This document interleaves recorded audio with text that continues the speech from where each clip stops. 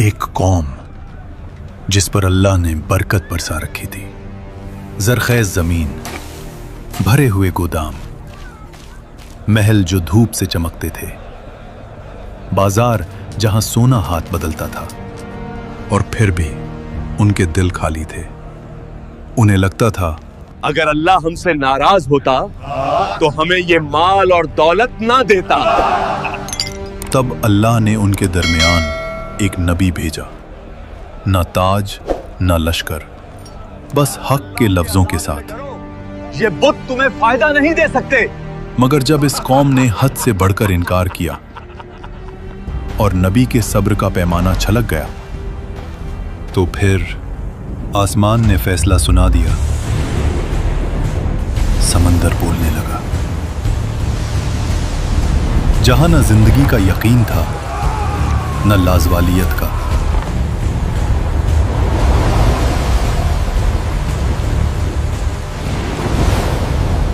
ننوے آج کے عراق کے علاقے میں دجلہ دریا کے کنارے دنیا کے سب سے پرانے اور امیر شہروں میں سے ایک، ایسا شہر جہاں زمین سونا اگلا کرتی تھی، دریا سے تجارت چلتی تھی، اور لوگ اپنے آپ کو اللہ کے عذاب سے محفوظ سمجھنے لگے تھے۔ تمہیں اس کا چہرہ دیکھنا چاہیے تھا جب بکری مسالے لے کر بھاگ گئی۔ اسے زیادہ قیمت وصول کرنے کی سزا ملی، مگر انہوں نے نعمت کو مقصد بنا لیا اور نعمت دینے والے کو بھول گئے۔ یہ وہ قوم تھی جو حضرت لوط علیہ السلام کے بعد آئی تھی، اور وقت کے ساتھ پھر سے غرور، نفس اور دنیا میں ڈوب گئی۔ قرآن کے مطابق یہ لوگ شرک اور گمراہی میں مبتلا ہو چکے تھے۔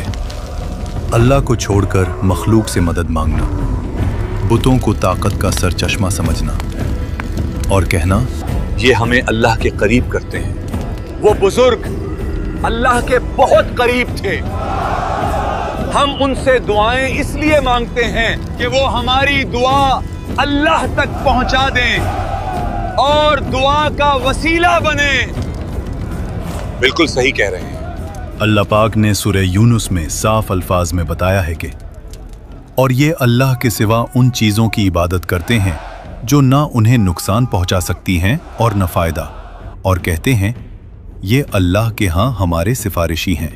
اور سورہ الاحقاف میں آیا ہے کہ اس سے زیادہ گمراہ کون ہو سکتا ہے جو اللہ کے سوا اسے پکارے، جو قیامت تک اسے جواب نہیں دے سکتا، اور وہ ان کی دعا سے بالکل بے خبر ہیں۔ اور جب لوگ جمع کیے جائیں گے تو یہ ان کے دشمن بن جائیں گے اور ان کی عبادت کا انکار کر دیں گے۔ اسی شہر میں اللہ اپنے نبی کو بھیجتا ہے، حضرت یونس علیہ السلام۔ آنکھوں میں درد، آواز میں یقین۔ صرف اللہ کی بندگی کرو، اسی سے ڈرو، اسی سے امید رکھو۔ لوگ ہنس دیتے، ڈریں؟ پر کیوں؟ کوئی کہتا ہم امیر ہیں، طاقتور ہیں، اگر اللہ ناراض ہوتا تو ہم یہاں ہوتے۔ تم جن بزرگوں کے بت بنا کر عبادت کر رہے ہو، قیامت کے دن یہ بھی اللہ کو حساب دے رہے ہوں گے۔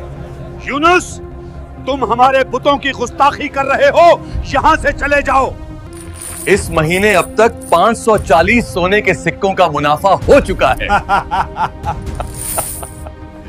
اب یونس کو کیسے بتائیں کہ اگر یہ لوگ اللہ کی عبادت کریں گے تو ہمارا منافع کیسے ہوگا؟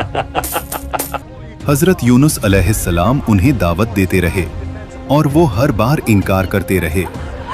اگر تم سچے ہو تو عذاب لا کے دکھاؤ۔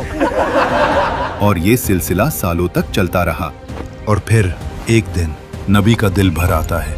یونس علیہ السلام شہر چھوڑ دیتے ہیں، مگر یہی غلطی ہوتی ہے، نہ وہ غلطی جو گناہ کبیرہ ہو، اور یہیں سے واقعہ کا سب سے خوفناک موڑ شروع ہوتا ہے۔ یونس علیہ السلام ایک کشتی پر سوار ہوتے ہیں، سمندر شیشہ جیسا صاف، ہوا نرم، آسمان پرسکون، لگتا ہے جیسے سب ٹھیک ہو گیا ہو، لیکن آسمان کا رنگ بدلتا ہے، ہوا چیخنے لگتی ہے، لہریں کشتی سے اونچی، ملا چلاتا ہے، وزن کم کرو، کشتی ڈوب جائے گی۔ سمندر جیسے کسی ایک شخص کو مانگ رہا ہو، فیصلہ ہوتا ہے جس کا اندازہ کسی کو نہیں تھا۔ उन्हें निगल लेती है। वो पूरे जिस्म के साथ अंधेरे में चले गए। यहीं से यूनुस अलैहिस्सलाम को एहसास होता है, मैं जल्दी कर गया, मैंने अपने रब का इंतजार नहीं किया। और फिर इस गहरी तारीकी में एक आवाज बुलंद होती है, ला इलाहा इल्ला अंत सुब्हानक इन्नी कुन्तु मिनज़्ज़ालिमीन। कोई बहाना नहीं, कोई जवाब नहीं, सिर्फ इकरार। तफसीर के मुताबिक यूनुस अलैहिस्सलाम मछली के पेट में 3 दिन और 3 रात तक रहे और फिर अल्लाह फरमाता है, मछली, मेरे बंदे को नुकसान ना पहुंचाना, उसे नरमी से साहिल पर रख देना। और एक ही लम्हे में लाजवाल यकीन जिंदगी में बदल जाता है और मछली यूनुस अलैहिस्सलाम को साहिल पर छोड़ देती है। जिस्म कमजोर, जिल्द नाजुक, मगर सांस चल रही है। अल्लाह मैदान में एक दरख्त उगाता है और साया देता है, ग़िज़ा देता है, शिफा देता है। और दूसरी तरफ निनवा के लोग अब भी खुदगर्ज और नाफरमान थे। अल्लाह का फैसला उन पर आया। आसमान घिरा और बादल घने हो गए। हवा तेज, बिजली चमक रही थी। समंदर का पानी दरिया से बहकर शहर में आ गया। उन्हें समझ नहीं आ रहा था कि जो उनके लिए सिर्फ मजाक था, अब वो हकीकत का तूफान बन चुका था। वो सब लोग शहर में जमा हो गए और हर शख्स, हर औरत, हर बच्चा रो रो कर अल्लाह से माफी मांगने लगा। अल्लाह से माफी मांगो, अल्लाह से माफी मांगो फौरन। या अल्लाह, हमारी ताकत, हमने गुनाह किया। हमारी गुमराही, हमारा जुल्म और फखर, सब के सब हमारी गलती थी। हर तरफ सिर्फ एक ही आवाज गूंज रही थी कि ए अल्लाह, हमें माफ कर दे, हम तेरे ही बंदे हैं और हम गफलत की नींद सो गए थे। तफसीर में आया है, उस वक्त वो सब रोते रहे और माएँ अपने बच्चों को रोने पर मजबूर करती ताकि अल्लाह की रहमत नाजिल हो और अजाब टल जाए। और फिर अल्लाह ने अपने बंदों के गुनाहों और तौबा को देखा और अजाब को वापस ले लिया। समंदर का पानी वापस चला गया, शहर बच गया, घर, खेत, बाजार सब अपनी जगह पर। और जो लोग रोकर दुआ करते रहे, उन पर अल्लाह का फजल नाजिल हुआ।